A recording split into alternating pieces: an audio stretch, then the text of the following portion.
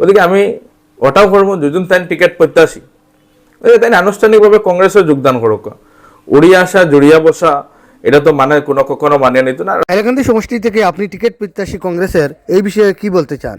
হাইলাকান্দি যে বিধানসভা সমষ্টি আছে সেখানে আমি কংগ্রেস টিকিট প্রত্যাশী হিসাবে আপনারা জানেন যে আমি এক্সিস্টিং কালীনগর ফাইকান জেলা পরিষদ সদস্যের প্রতিনিধি।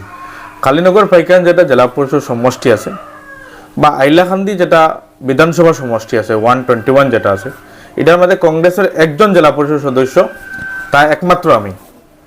ওদিকে আপনারা জানেন যে এখানে বিগত আমি 4 মাস থেকে একটা জিনিস আমি উপলব্ধ করি ইয়ার, যে আমি দেখছি আলগাপুর কাটলিছড়াত কংগ্রেসের প্রার্থী আছেন, হাইলাকান্দি সমষ্টিত বিজেপির প্রার্থী, কিন্তু দেখা গেছে মাইনরিটি মেজরিটি হিসাবে কিছু ক্যান্ডিডেট কিছু নেতা এরা ভোট খেলার লাগে, এরা বিধানসভাত প্রতিদ্বন্দ্বিতা করার লাগে চেষ্টা করে।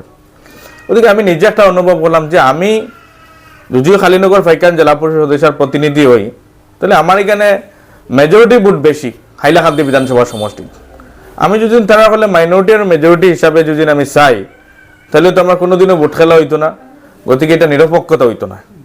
গতিকে আমার বিশ্বাস আছে, আমার আস্থা আছে যে আমার কথা আমার মনে আছে বা মনে হয় একটাও কথা যে আমার কাছে কোনো মাইনরিটি কোনো মেজরিটি কোনো ব্যাপার নাই। আমি যেখানে প্রতিদ্বন্দ্বিতা করবো মানুষ আমার প্রতি আস্থা রাখবো, বিশ্বাস রাখবো। যেটা উদাহরণ হয়েছে